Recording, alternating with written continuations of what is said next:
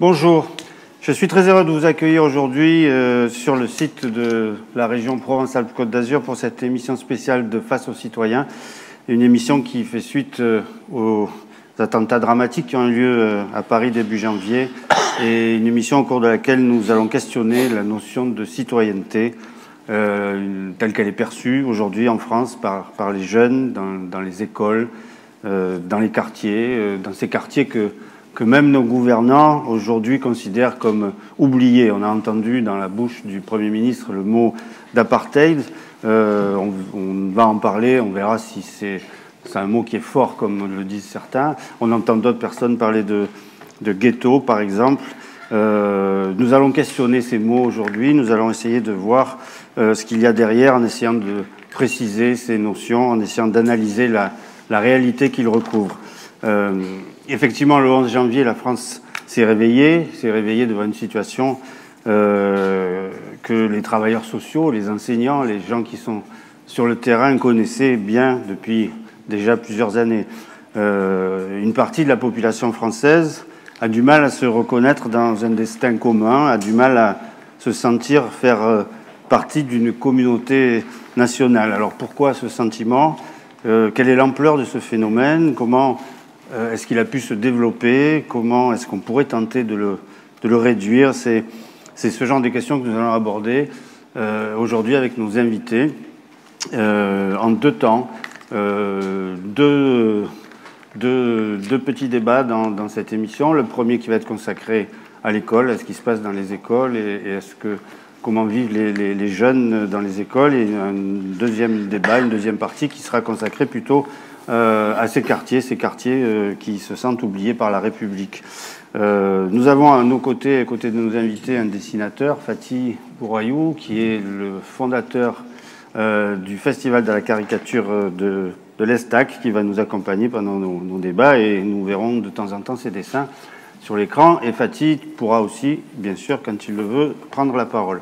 Avant de commencer, je voudrais me tourner vers Michel Vauzel, président de la région Provence-Alpes-Côte d'Azur. Vous nous accueillez donc ici dans cette magnifique villa Méditerranée. Vous avez souhaité que ce débat existe sur le site de la région. Est-ce que vous pouvez nous expliquer pourquoi et quel a été votre objectif en organisant cette rencontre? Et je crois que tout simplement, après ce que la France a vécu et les Français le 11 janvier, il y a eu un moment de grande émotion. Le peuple est descendu dans la rue sans pancarte autre que « Nous sommes tous Charlie ». Et la République, d'une certaine manière, est rentrée chez elle, parce que loin de l'image qu'on donne trop souvent de la politique, qui finit par blesser la démocratie et fait le lit des partis extrémistes et d'extrême droite notamment, il était utile de pouvoir répondre à la question qui se pose maintenant. Et maintenant qu'on a eu ce moment d'émotion nationale et républicaine, qu'est-ce qu'on fait? Et là, on a tendance à se tourner vers les responsables politiques. Or, je crois qu'aujourd'hui, les responsables politiques n'ont plus, comme disait Clémenceau des militaires, il disait la guerre est quelque chose de trop difficile pour la réserver aux seuls militaires. Et je crois qu'aujourd'hui, la politique est devenue trop difficile pour la réserver aux seuls hommes et femmes politiques.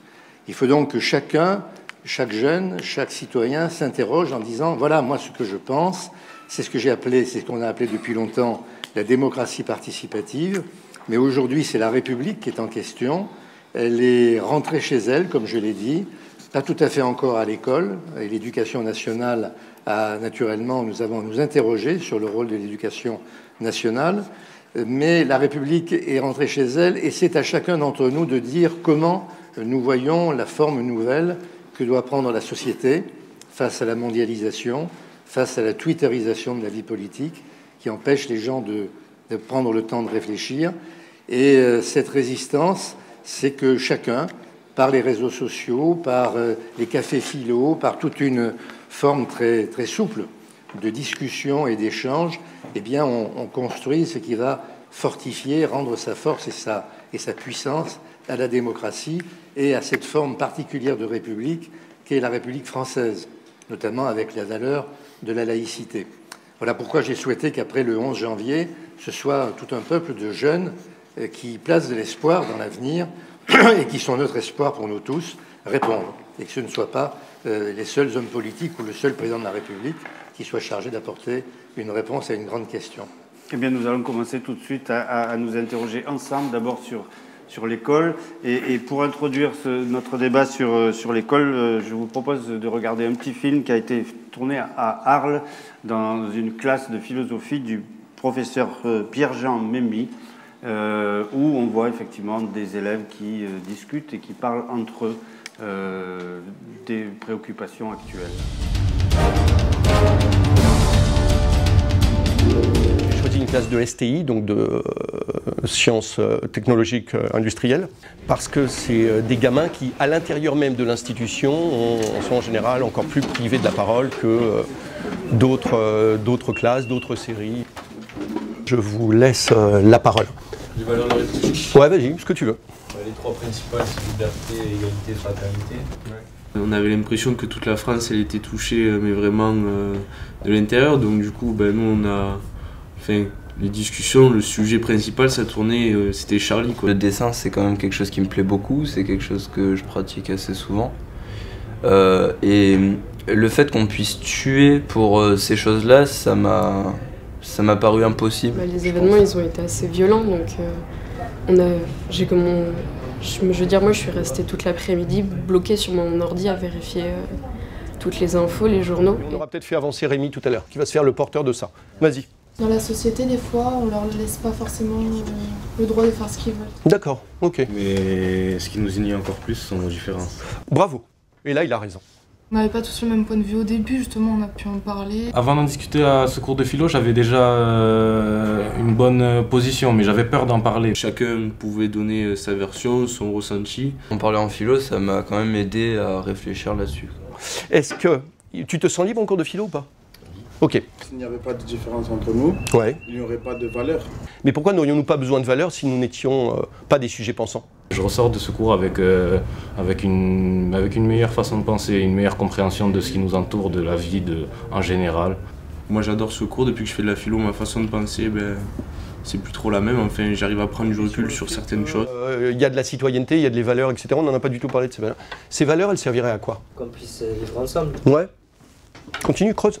Je suis pas pour être pessimiste, mais je suis plus tenté à dire que ça évoluerait vers le bas. Il y a beaucoup de gens qui ont commencé à mettre la vérité à leur sauce, à penser mal, on pourrait dire. Et je pense que ça va continuer comme ça. Les meilleures solutions pour le moment, c'est quand même, oui, de communiquer, d'éviter de laisser agir sa haine tout le temps. Et c'est déjà bien. On peut toujours avoir de l'espoir quand on voit les rassemblements qu'il y a eu suite à ça. Le nombre de gens qui s'est rassemblé, on peut avoir que de l'espoir en voyant qu'on a été autant à être touchés. Ce que j'attends là en ce moment, c'est qu'on réitère ce que l'on vient de faire. Et ce que l'on vient de faire, c'était quoi? C'était donner la parole à des jeunes.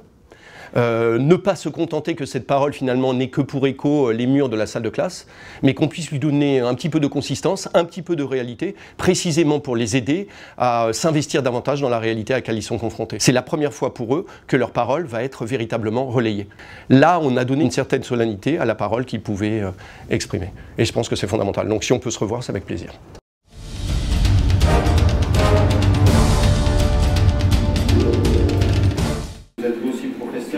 Professeur dans une section technique à Carpentras, dans le lycée Fabre. Vous êtes là-bas depuis une dizaine d'années, je crois. Et donc, quand vous êtes arrivé, il y avait des difficultés, pour le moins, vous me disiez, dans ces sections. Et depuis 10 ans, vous avez fait beaucoup de choses. Vous avez travaillé, vous avez même créé une entreprise, je crois, avec les élèves. Oui, expliquez-nous un peu comment vous avez fait tout ça. Donc il y a une dizaine d'années, quand on est arrivé, mon collègue et moi, on a repris une section qui était un petit peu en perdition, qui était laissée à l'abandon, qui était remplie avec des jeunes qui avaient choisi plein d'autres orientations, sauf celle-là. Donc c'était un petit peu voilà, par défaut. Donc on a réfléchi, on a cherché des moyens d'entreprendre des choses, de pouvoir les mettre en valeur. Et donc à cette époque-là, il y avait un dispositif qui était financé par la région qui s'appelait Entreprendre au lycée, voilà, auquel on a participé 3 années consécutives, on a été primés à chaque fois, qui nous a permis de créer une association d'élèves, hein, une mini-entreprise hein, qu'on a pérennisé, qui nous a permis de valoriser, de faire fructifier leur travail. Hein, qui existe encore aujourd'hui. Qui existe encore aujourd'hui, oui. Et qui nous permet de récolter l'argent de leur travail. Ils travaillent pour des particuliers, pour des entreprises, et qui nous permet de financer pour partie un voyage à Paris qu'on fait tous les 2 ans. Voilà. Et qui est l'occasion de les emmener à l'Assemblée nationale et au Sénat. Voilà. Donc l'éducation à la citoyenneté, on le fait voilà, par le réel. En les faisant participer à la production collective de quelque chose qui sert à la communauté, à la collectivité. Voilà, donc la valeur fondamentale, c'est le travail. Ouais. Hein, voilà, on ne peut pas attendre et réclamer, donc on est dans l'action, et après on a le résultat. Et donc j'imagine que les réactions qu'on a vues un peu partout après les attentats, dans votre section, j'imagine que le dialogue est passé un petit peu comme on a vu que ça se passait à Arles. Oui, ils ont été très touchés, très meurtris, quoi. Ouais. Alors je vais demander à Émilie Amat, qui est donc dans la classe de Monsieur Lenormand. Du point de vue de l'élève, comment tu ressens ça? Ça nous a tout choqués. On était, quand ça s'est passé, le lendemain en cours, on regardait toutes les informations sur les ordi. Enfin, on était vraiment touchés. Après, dans notre lycée, on est toujours... je sais pas comment... Ce que vient de dire, ce que vient de dire Monsieur Lenormand, ce que vous faites, la production d'un bien commun, comment c'est quelque chose qui vous intéresse à vous, élèves, vous êtes impliqués là-dedans? Oui, de produire des choses nous-mêmes, que ça rapporte à des clientèles et ça nous récompense en faisant des voyages pour aller au Sénat, des trucs comme ça. Ça concerne combien d'élèves, Monsieur Lenormand? Vous travaillez avec... Donc on a la filière complète à Fabre, ça aussi c'est une chance. Donc c'est des demi-sections, donc 15 élèves. 15 seconde, première et terminale. Voilà. Et après, une bonne partie d'entre eux va poursuivre par un BTS, toujours à Fabre. Voilà. En industrialisation des process mécaniques. Et on verra tout à l'heure un de vos anciens élèves qui a fait aussi d'autres choses. Oui. On en reparlera. On reste justement dans les enseignants. Madame Caroline Chevet, vous êtes prof de philo, vous, à Saint-Exupéry, au lycée Saint-Exupéry à Marseille. Un peu la même question. Vous produisez rien avec vos élèves, mais comment ça se passe dans le dialogue avec eux? On ne produit rien, mais on essaie quand même de les transformer. Je crois que ce qui était intéressant dans le reportage qu'on a vu, c'est que plusieurs élèves ont dit je pense différemment maintenant. Et je crois que ce qui est important, c'est que dans les cours, alors en cours de philosophie, mais ailleurs aussi, les élèves puissent comprendre qu'ils ne sont pas obligés de donner une opinion tout de suite, d'avoir une position, et notamment quand il y a des événements comme ceux qu'on a connus. Une des sources de tension et de stress chez les élèves, je crois que ça a été le sentiment qu'ils devaient se positionner.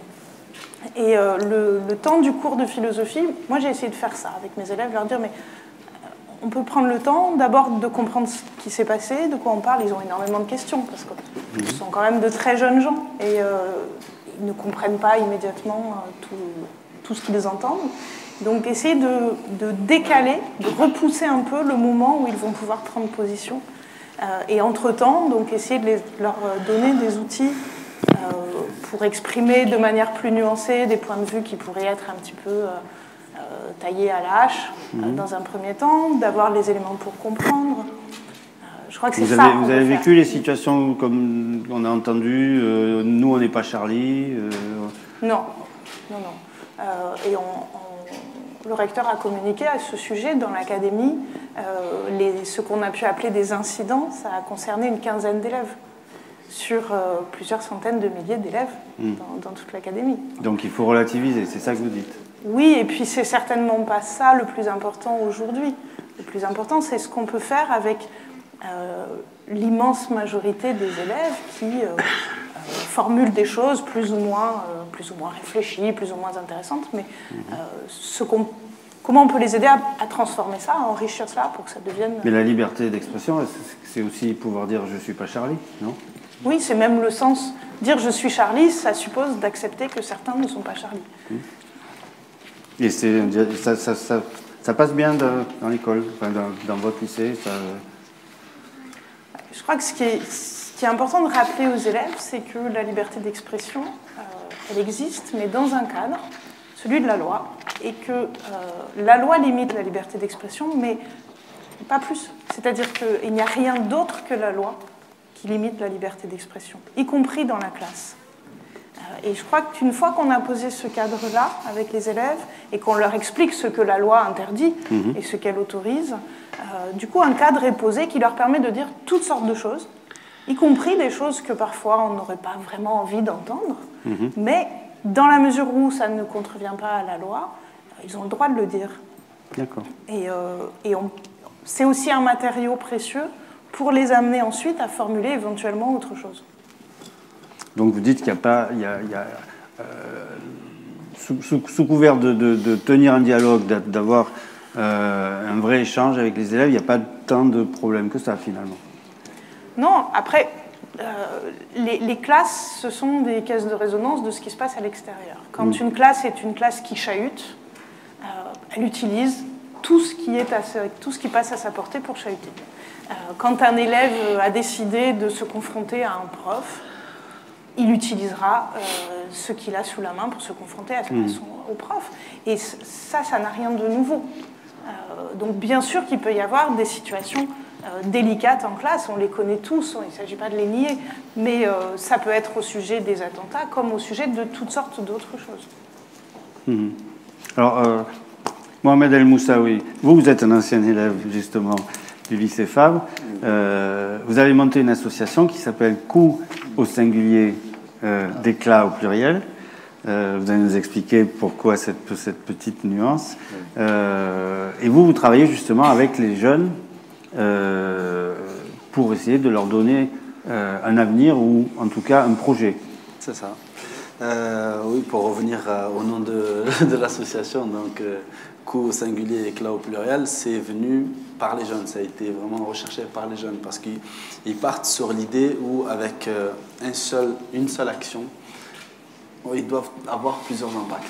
Voilà, vraiment agir pour faire quelque chose qui va avoir des retombées plus que ce qu'on avait attendu au départ. Voilà. Donc mon travail, moi, avec les jeunes, c'est vraiment d'essayer au travers de l'association de leur faire comprendre que c'est ensemble que les choses peuvent changer. C'est pas en restant un simple spectateur de la vie ou de la société qu'on peut demander ou rester à attendre qu'on fasse les choses pour nous. C'est en se bougeant, c'est en changeant les choses. Avec le lycée Fabre, qui était mon ancien lycée, aujourd'hui on travaille énormément sur comment permettre aux jeunes de comprendre que le lycée professionnel n'est pas aussi mauvais que ce que, entre guillemets, on peut laisser croire, parce qu'avec les idées reçues, voilà, pour certains, s'ils sont dans une filière professionnelle, c'est qu'ils ont raté leur vie. Voilà, moi, au travers de ce qu'on fait dans l'association et avec nos partenaires, c'est vraiment essayer de donner une autre vision. Voilà, une autre vision aux jeunes sur la construction de l'avenir. C'est que c'est ensemble qu'on peut changer les choses. Voilà. Il faut savoir que l'association Coup d'éclat, elle est constituée que de jeunes. Le plus jeune, il a 17 ans. Le plus vieux, 36 ans. Je ne dis pas que les autres sont plus vieux. Mais voilà, le plus ancien, 36 ans. Quand elle a commencé, on était 6. Elle est née à Carpentras. Aujourd'hui, on est sur 26 villes différentes. On est 1680. 1680. 400 sur la région PACA. Donc, c'est énorme. Et c'est un réseau de professionnels. Et il n'y a pas que des jeunes qui ont besoin d'aide. Qu'est-ce que vous leur proposez alors à ces jeunes? Ce qu'on propose, nous, on ne propose rien. C'est eux qui viennent proposer. C'est-à-dire qu'il faut savoir que dans l'association, il n'y a pas que des jeunes qui ont besoin d'aide. Il y a des chefs d'entreprise, il y a des sportifs de haut niveau, il y a des stars de la télé, il y a des avocats, voilà. C'est en mutualisant toutes ces compétences qu'on répond les uns les autres, avant de commencer à demander l'argent, on peut d'abord demander au voisin s'il peut nous aider. Et qu'est-ce que nous on peut lui apporter et qu'est-ce que lui peut nous apporter. Et derrière, quand on se retrouve confronté à une autre difficulté ensemble, auquel ni mes compétences ni ses compétences ne peuvent répondre, eh bien, on regarde si on peut trouver une tierce personne qui a ces compétences-là. Voilà, c'est vraiment faire passer l'humain avant le reste. Voilà. Donc, un jeune vient vous voir, il a un projet, il a une envie, une passion quelconque, et vous l'aidez à mettre ça en place. Voilà. Comment? Et derrière, on travaille avec lui sur... il doit d'abord faire un diagnostic sur les besoins, ce qu'il a déjà, et ce que nous, on peut lui apporter. Voilà. Quand un jeune arrive et qui dit moi j'ai ce projet-là, mais je ne sais pas comment, je n'ai pas l'argent, je ne peux pas faire. On se rend compte que quand on fait un dossier au conseil régional. Voilà, ça c'est chercher la facilité. Mais on va d'abord travailler avec lui en lui disant ton père il est chef d'entreprise, oui. Ses amis sont chefs d'entreprise, oui. Pourquoi on va d'abord commencer à jouer en grattant un peu d'argent d'aide à ton père et à l'ami de ton père et à nous, aux entreprises qui voilà. Et on apporte nous d'abord ce qu'on peut faire. Ou il y a des choses où c'est les jeunes eux-mêmes. Quand un jeune veut organiser un concert, par exemple, au sein de son quartier, avant d'aller payer un régisseur, d'aller payer un DJ et autres, il y a d'autres jeunes qui aiment faire ça juste par passion, pas forcément pour de l'argent, mais qui aiment faire ça juste par passion. On les réunit tous ensemble et le projet devient beaucoup plus, on va dire, réunit beaucoup plus de monde. Il est plus seul à faire ce projet-là, mais chacun de son côté va apporter une petite pierre à l'édifice pour faire quelque chose de grand, mais quelque chose qui va leur apporter une satisfaction personnelle parce que le projet vient d'eux, mais ça va aussi apporter une satisfaction à la société qui va en bénéficier. Et combien de jeunes vous avez aidé comme ça depuis combien? 6 ans l'association? Non, ça fait 3 ans. Il faut savoir que l'association est créée depuis le 2 septembre 2011, donc ça fait 3 ans à peu près. À savoir qu'en l'espace de 1 an et demi, 69 jeunes, on peut signer un contrat de travail au travers des partenaires qui sont aussi membres de l'association. 54 qui avaient quitté le cursus scolaire parce qu'on travaille énormément aussi avec les établissements comme Fabre, comme Victor Hugo, sur Carpentras, comme Louis Pasteur, sur Avignon, sur le décrochage scolaire. Essayer d'intervenir dans les classes et parler aux jeunes que leur plus gros ennemi, c'est eux-mêmes. C'est ni les terroristes ni les autres, mais c'est eux-mêmes. C'est d'abord travailler sur comment ne pas se laisser manipuler par qui que ce soit, ni les extrémistes, ni qui que ce soit, mais apporter une certaine vision positive de la vie, une certaine vision beaucoup plus constructive, non seulement pour eux, mais pour les autres aussi. Voilà, c'est leur dire que si vous voulez évoluer dans la société, faire évoluer votre société, il faut d'abord évoluer soi-même.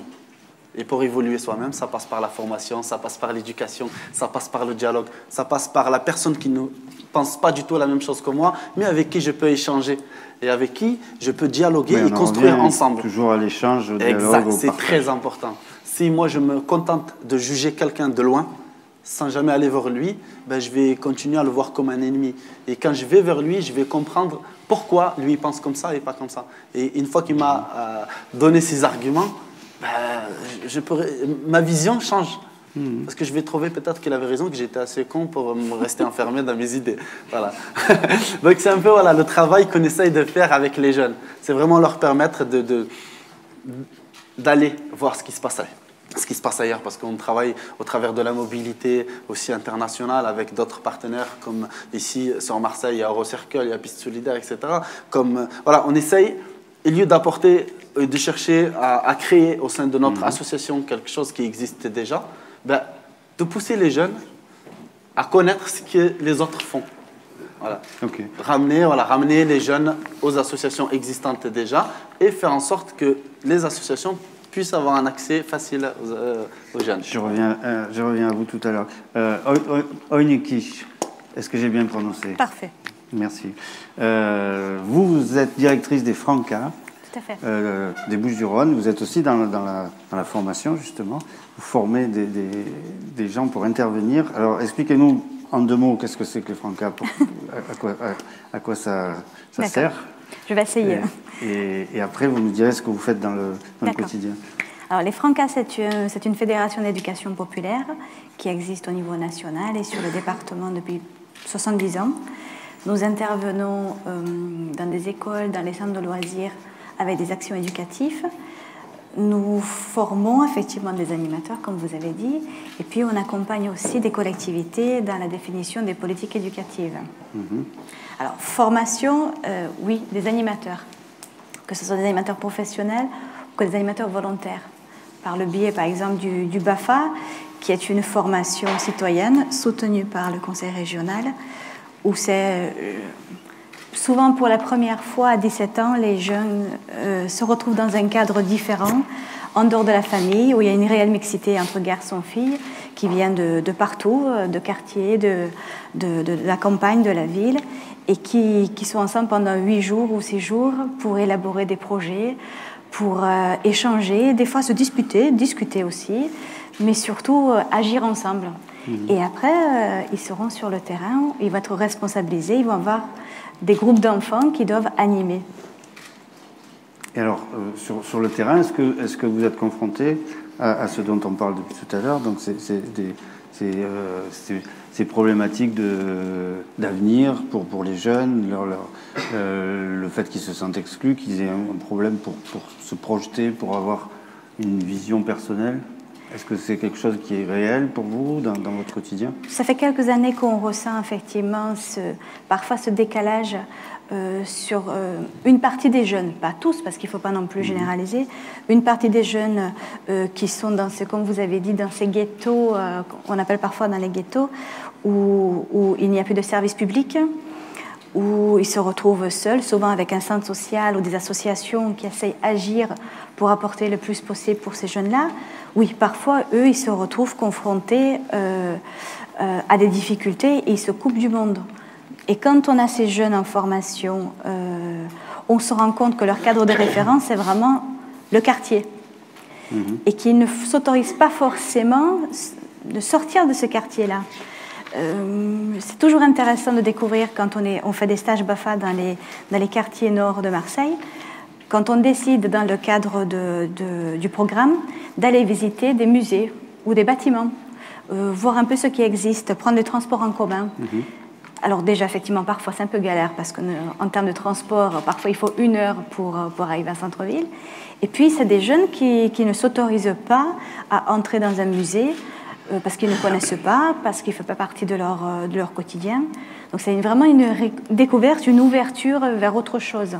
Il y a une culture qui s'ouvre à eux, qu'ils essayent plus ou moins aisément comprendre et se l'approprier. Et donc vous êtes en contact avec combien de jeunes en moyenne? C'est plusieurs centaines qui sont formés tout au long dans l'année. Après, des jeunes dont on parle, il n'y a pas plusieurs centaines quand même. Oui, d'accord. Alors, moi, j'entends des gens qui disent tous qu'ils font des choses, des expériences intéressantes, tout ça se passe bien. Donc, pourquoi on a des problèmes, alors, finalement, à votre avis? Alors, je ne peux pas trouver, enfin, je ne suis pas sûre que ce que je vais dire, c'est valable. J'ai des bribes d'éléments de compréhension parce qu'on est sur le territoire, on connaît vraiment le public et on voit aussi des points forts et des points faibles. Il existe beaucoup d'initiatives soutenues parfois par le pouvoir public ou pas forcément. Les difficultés aussi qui existent, c'est qu'aujourd'hui, ces initiatives ne sont pas forcément mises ensemble. L'idée d'avoir un projet éducatif sur un territoire, c'est mettre autour de la table tous les acteurs éducatifs, que ce soit les parents, que ce soit les enseignants, que ce soit des éducateurs, que ce soit des animateurs, les citoyens qui ont envie de s'impliquer dans l'éducation, et réfléchir pour avoir une vision collective et mettre en synergie tout ce qui existe. Mais bien évidemment, ça ne suffit pas. Il faut des animateurs qui soient formés, qui soient reconnus, qui soient pérennisés pour qu'on arrête le changement des animateurs. Mais, mettre en synergie des politiques, une vision, Michel Vauzel, ça c'est le boulot des élus, non? D'abord, il faut arrêter de dire c'est le boulot des élus. Les élus, je l'ai dit tout à l'heure, ils sont maintenant comme nous tous, dans une société où la communication est à la fois foisonnante avec Twitter, avec une information qu'on ne maîtrise pas et qu'on ne classifie pas. C'est-à-dire que dans la même minute au journal télévisé, on va avoir ce qu'organise la région chaque année, c'est-à-dire une visite du camp d'Auschwitz, et dans la même minute, on va avoir le problème pour les New-Yorkais d'avoir trop de neige dans la rue. Et la colère des New-Yorkais parce qu'il n'y a pas eu assez de neige pour faire finalement ce qu'avait décidé le maire.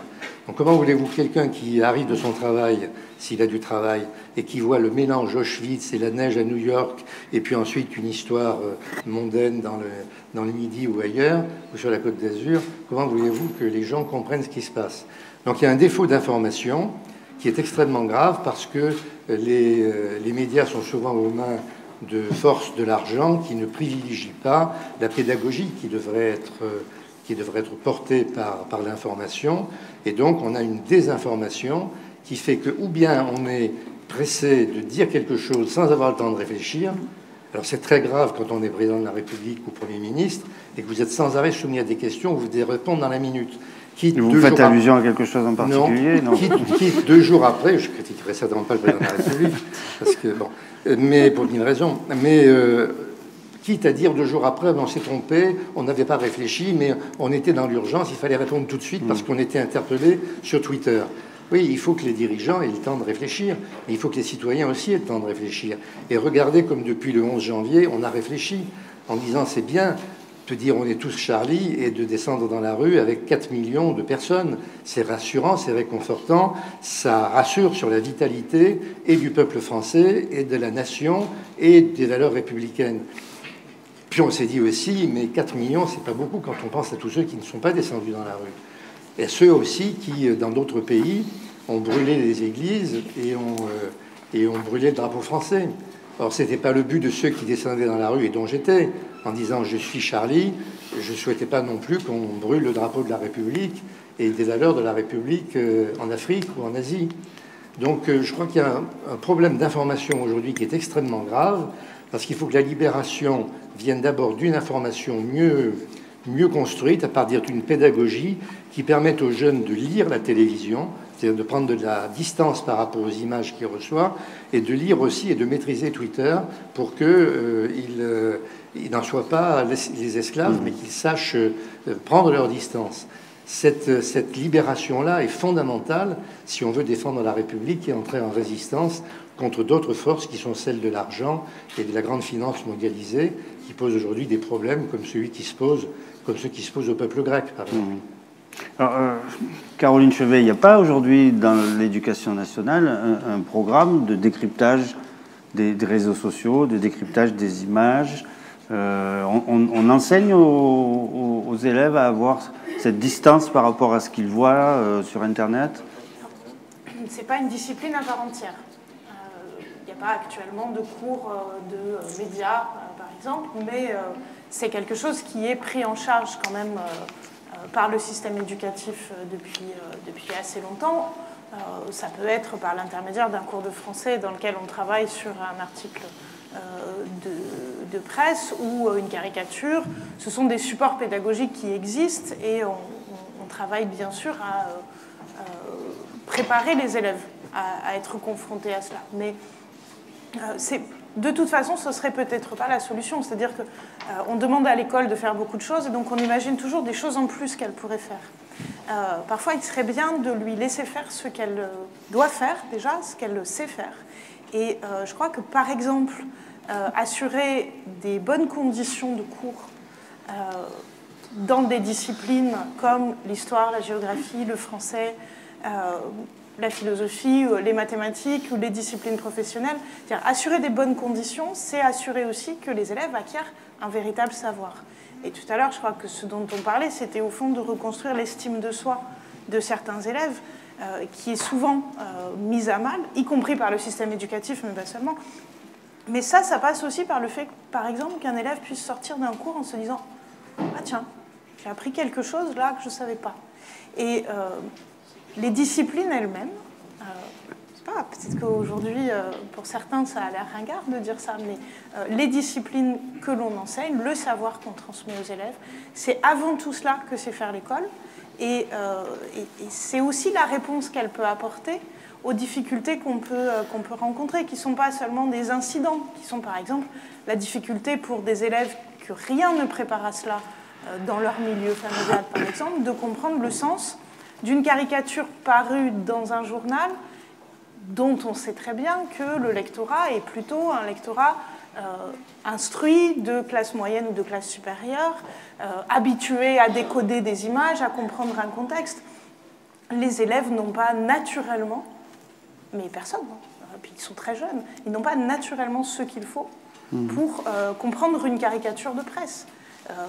Nous-mêmes, quelquefois, on a besoin de réfléchir quelques minutes. Donc ce que l'école peut faire, c'est quand même leur donner les clés pour comprendre.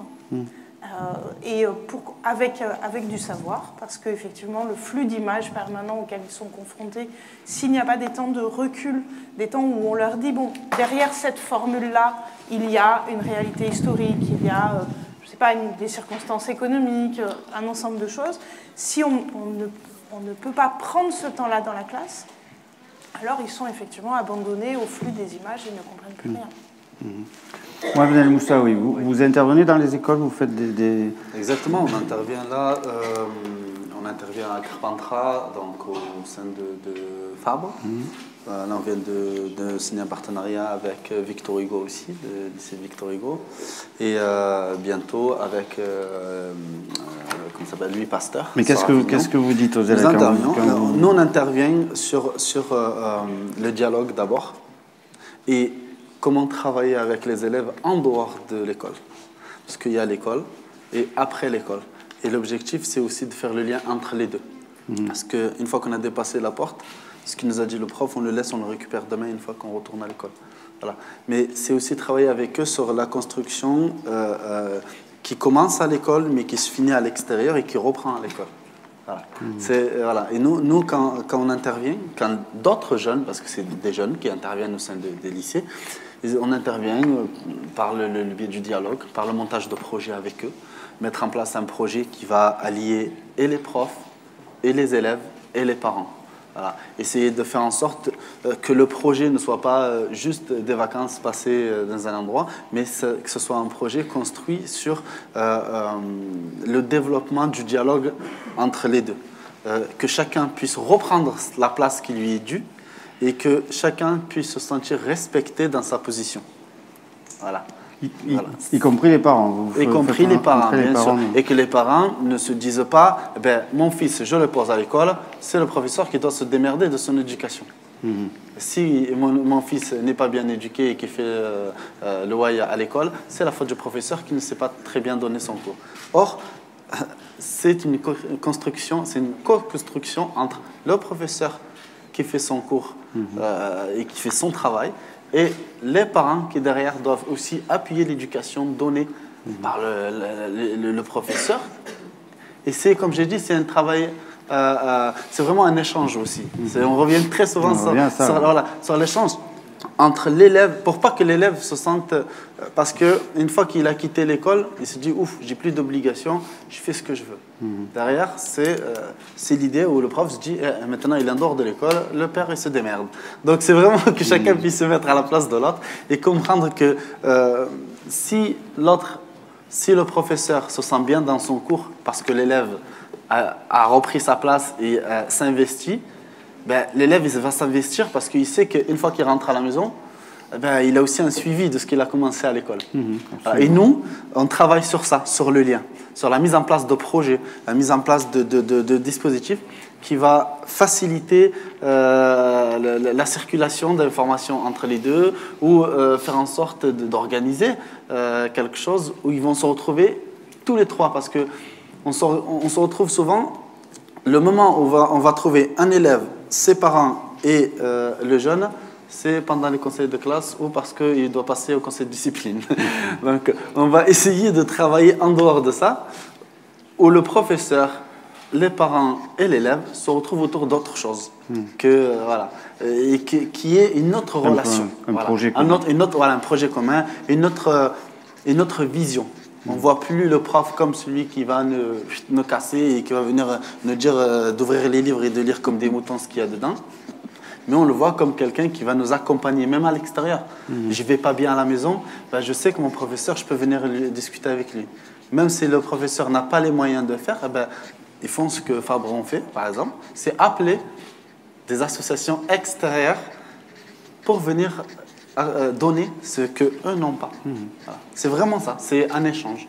Donc je comprends bien, échange, partage, lien, circulation des idées. Et se mettre le temps d'un instant à la place de l'autre. C'est vraiment ça qui est important.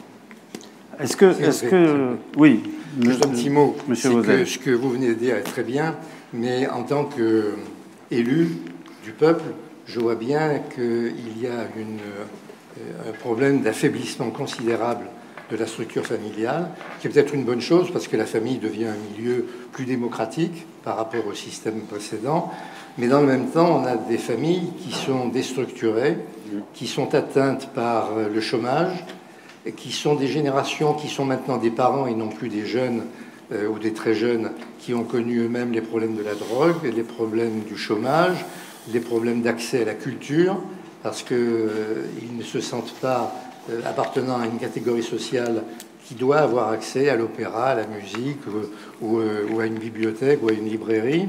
Et donc ces familles sont incapables, elles aiment leurs enfants, mais elles sont incapables de jouer leur rôle. Et comment peut-on demander à des parents qui n'ont pas reçu une éducation, je ne parle pas d'instruction, je parle du mot d'éducation qui est très différent. Et quand je dis qu'aujourd'hui il n'y a plus d'éducation nationale, ce n'est pas l'instruction publique, c'est très ambitieux. On ne peut pas demander aux enseignants de remplacer les parents, c'est pas possible. Donc ça crée une crise générale de la société, avec des parents qui n'ont plus les moyens, ils aiment leurs enfants, mais encore une fois, ils ne peuvent pas jouer leur rôle. On demande aux enseignants de le jouer, ils ne peuvent pas jouer ce rôle. Et donc ça amène ce déséquilibre qui est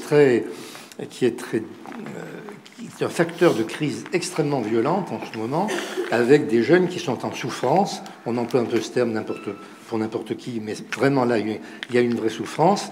Et c'est là où, on ne peut pas laisser passer l'après 11 janvier sans apporter à l'éducation nationale, par une reconstruction républicaine, le service civique, d'autres idées encore, pour permettre à cette société de rouvrir ses portes à toute une catégorie de population qui est restée dans son quartier, qui n'est pas descendue en disant je suis Charlie, parce qu'ils ne sont pas Charlie, ils ne se sont pas sentis Charlie.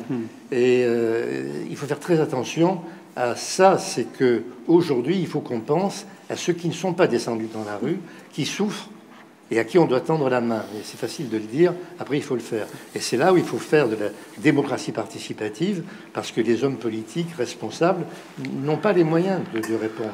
Oui, ça doit être l'affaire de chacun. Toutes les strates de la société doivent intervenir, les associations, les enseignants. Et je pense que les associations, tout ce qui crée du lien, qui évite l'isolement peu à peu d'un enfant ou d'un adolescent qui va être en souffrance, tout ça c'est très important. C'est ce que vous faites, c'est très très important. Okay. Est-ce que des gens veulent réagir dans la salle, poser une question? Je sais qu'il y avait des jeunes du Conseil régional des jeunes qui étaient là. Je les ai vus tout à l'heure. Ils sont là. Vous avez travaillé sur un film, je crois. Vous pouvez nous en dire un mot? Qui va parler? Allez-y. Oui, ça marche. Bonjour, on est le 9e mandat du Conseil régional des jeunes. Et là, on va vous parler d'un film qui a été fait par le mandat précédent. Et comme on est la même saisine qu'eux, on va prendre suite. Et donc, c'est un projet qui s'appelle Cacopolis, qui avait été fait par la saisine Réflexion Information d'une 8e mandat. Et du coup, je vais vous passer mon collègue pour qu'il vous parle du contenu du film. Le film qui s'appelle Cacopolis met en scène un monde imaginaire, un État qui est sous une dictature, dans lequel des valeurs républicaines et démocratiques sont mises en danger, et que donc, nous voyons le peuple qui ne semble pas vraiment réagir face à cette injustice, mis à part des jeunes qui font toutes sortes de manifestations pour justement lutter contre cette injustice.